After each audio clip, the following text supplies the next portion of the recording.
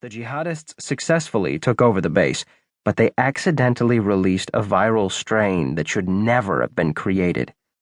Less than 48 hours after the attack, all the terrorists were dead. Or kind of dead. The worst part was that the virus was now free. And nothing and no one could stop it from spreading like wildfire. At first, no one knew anything about it.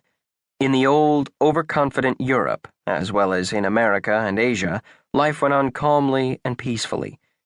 During those first 72 hours, something could have been done to get the pandemic under control. However, Dagestan was a very small, very poor country. Its government didn't have the resources to stop the virus. The virus was already past the incubation phase. By then, it was too late. No one, not even our Spanish lawyer, became worried until a few days later. The first news of a rare hemorrhagic fever sweeping the Caucasus Mountains was just background noise in the newspapers and on TV, drowned out by the final picks for the European Soccer Championship and the latest political scandal. Almost no one paid attention to that virus, so it just kept spreading. A few days passed before anyone realized that something was terribly wrong. Large areas of Dagestan were dark and silent, as if there wasn't a single living soul left. The government of that tiny republic took a closer look. Terrified by what it saw, it called upon Moscow for help. The Russians were so horrified by the situation, they immediately closed their borders with Dagestan, and with every country on its border. Too late to do any good.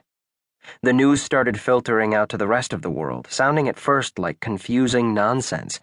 Then a series of conflicting reports from the Russian government, the CDC in Atlanta, and several other organizations claimed it was an outbreak of Ebola or smallpox or West Nile virus or the Marburg virus that first broke out in Germany in the 60s, or none of the above. Outrageous rumors, blown out of proportion, started to circulate.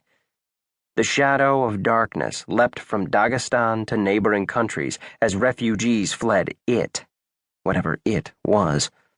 Putin's government declared a news blackout in an effort to get the situation under control, suppressing freedom of the press within the Russian Federation, then finally broke down and requested emergency aid from the international community. But once again, it was too late. By that time, our lawyer and most of humanity were waiting in suspense for updates on what was happening in that corner of the world. It was no longer back-page news. Reports were splashed across every front page. Despite heavy censorship, images leaked out, showing lines of refugees stretching as far as the eye could see, and columns of soldiers just as long. The more observant commentators remarked that it was strange for the army to be battling the epidemic, but they were in the minority. Most people just paid attention to the official report. Finally, international aid teams were deployed to help control the epidemic. 15 days before, they'd have had a chance for success. But not any longer.